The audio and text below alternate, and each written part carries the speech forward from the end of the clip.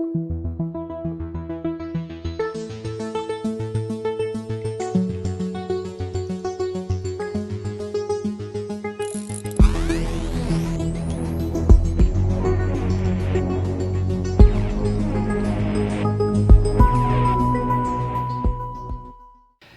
tweet from Representative Eric Swalwell. You remember him from the impeachment inquiry. He wrote the other day, or tweeted the other day, just a reminder, the majority of Republicans in Congress supported overthrowing our democratic process this week, and democracy kicked their asses. Well, in form, yes, but the poison, and I'm sure Eric knows this, the poison from these right-wing devils is going to continue for the foreseeable future. I don't know what kind of a future we do have. As a matter of fact, the damage that Trump has done, Bret Stephens wrote about the other day in the New York Times. And here's something that I didn't really know, but, well, why would I? But a few days before Obama left office, he invited a small group of conservative writers. Now, they were all never Trumpers, that kind of, Republican conservative, real conservatives.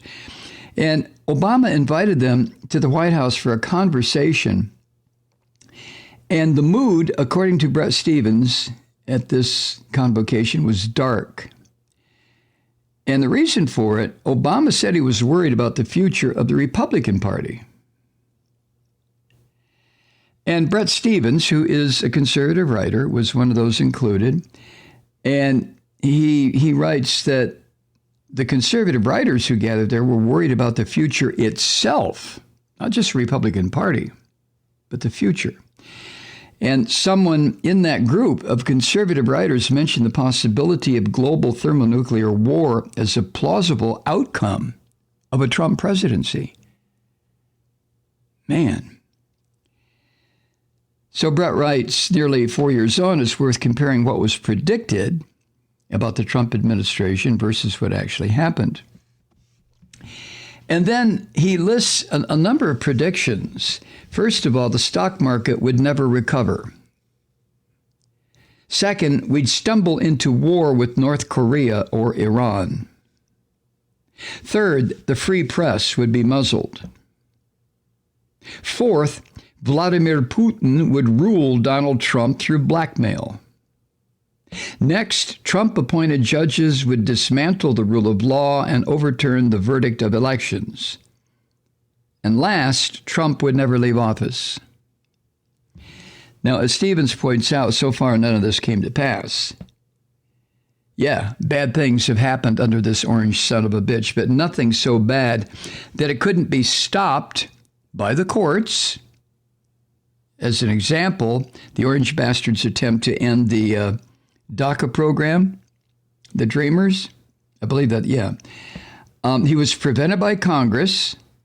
For example, his attempt to ease sanctions on Russia. He was undermined by underlings. For example, his effort to withdraw U.S. forces from Syria. He was exposed by the press. An example is the child kidnapping policy, putting children in cages, the son of a bitch. He was corrected by civil servants, like his coronavirus bullshit misinformation that public health officials disavowed. He was rejected by voters his entire presidency. Or, and this probably drove the son of a bitch crazy, he was dismissed by the very judges that he appointed, in his election challenges and the challenges brought by that cadre of psychopaths that make up his legal team. Now, Stephens points out, there were serious missteps in the handling of the COVID crisis, but those who would blame Trump for tens of thousands or hundreds of thousands of avoidable deaths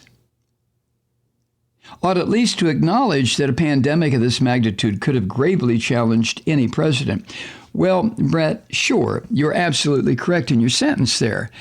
But being challenged by the virus and being defeated by the virus are two different things. Trump was defeated because he's not a leader. He's a gangster.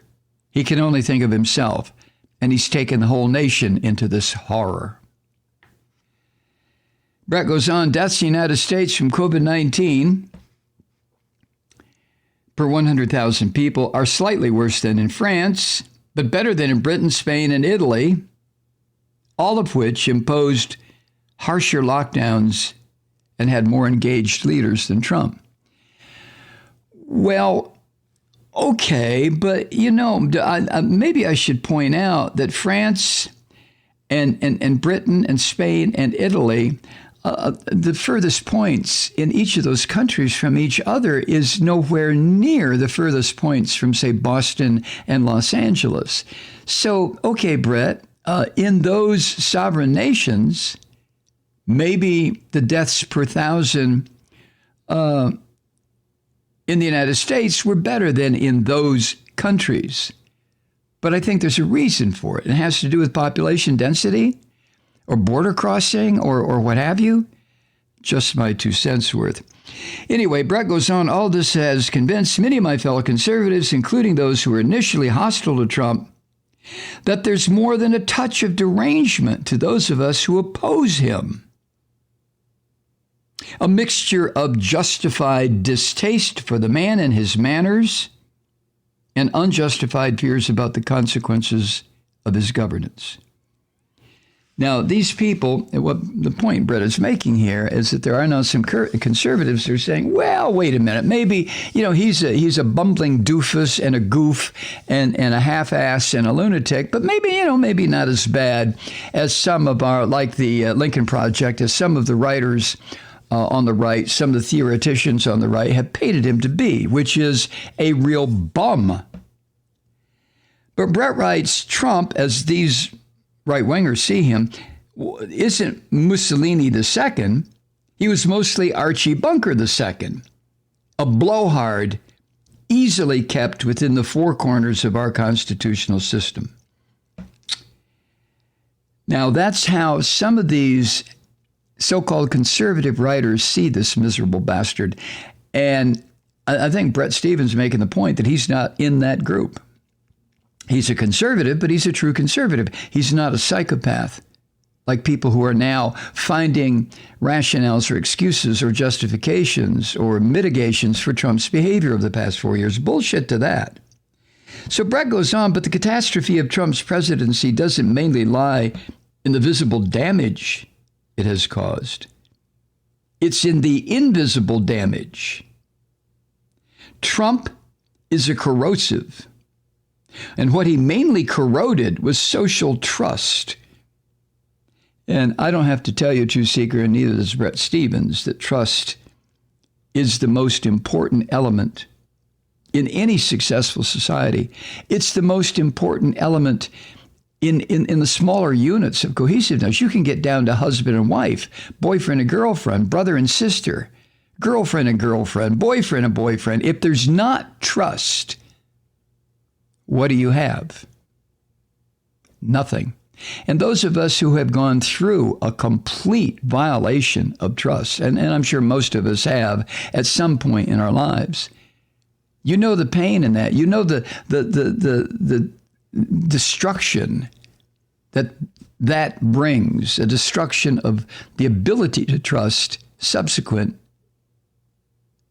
to whatever you went through in the destruction of trust. So what Bret Stephens is saying to me is, yeah, trust is necessary, but it's necessary in a cohesive, successful society. But to me, it's necessary, and I'm sure you agree, for Christ's sake, this is elementary stuff, but it's necessary in any relationship. Oy. Brett writes, I was reminded this again reading an extraordinary essay in the Post by former Secretary of State George Shultz, who turned 100 this past Sunday. His central lesson, after a life that spanned combat service in World War II, labor disputes in steel plants, the dismantling of segregation, and making peace with the Soviets, his central lesson is, quote, trust is the coin of the realm, end quote. No argument from me about that. While I didn't particularly care for George Shultz at all, but it's a very true statement.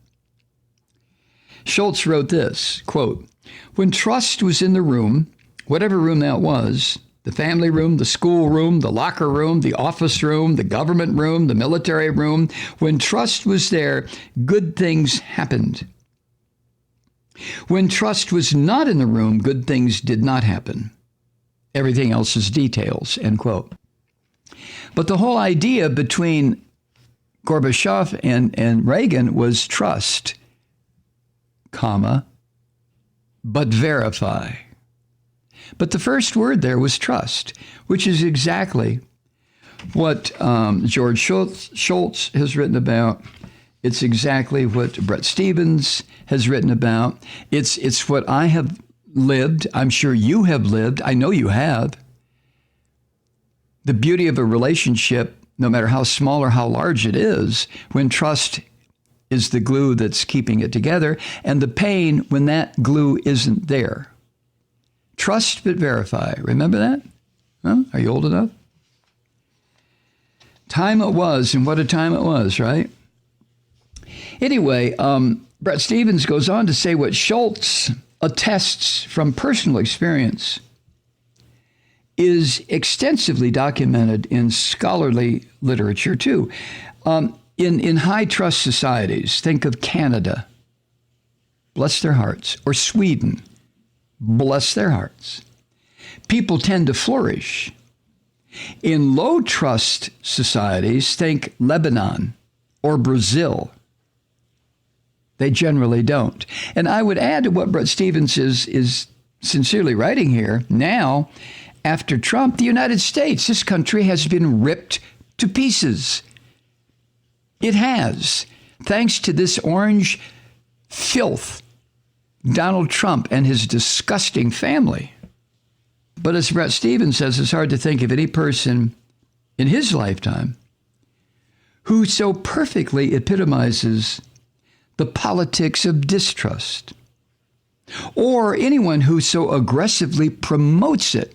You know, Trump understands that he cannot operate in a society where there is trust, where there's respect.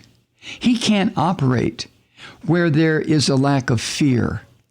He is a dictator, totalitarian son of a bitch who feeds on fear and lies and distrust. And he knows that. He knows that. Trump has taught his opponents not to believe a word he says. He's taught his followers not to believe a word anyone else says.